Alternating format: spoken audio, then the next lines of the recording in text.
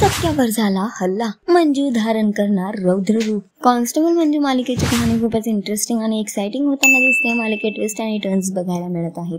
या सगळ्यातच आता सत्या आणि मंजूवर पुन्हा एकदा एक नवीन संकट आलेलं आहे। निवडणुकीचं प्रकरण सुरू आहे आणि यातच सत्या निवडणूक जिंकू नये म्हणून सगळे हवे तेवढे प्रयत्न करताना दिसत आहेत। यातच आता सत्यावर हल्ला होणार आहे।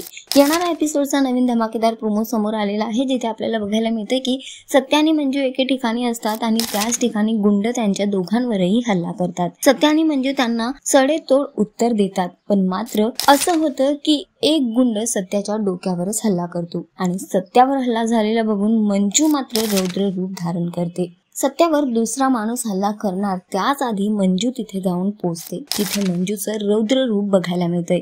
सत्याचा जीव वाचवण्यासाठी आणि त्याच्यासाठी मंजू त्या गुंडांशी लढताना दिसते। मंजूचं एक रौद्र रूप बघायला मिळतंय।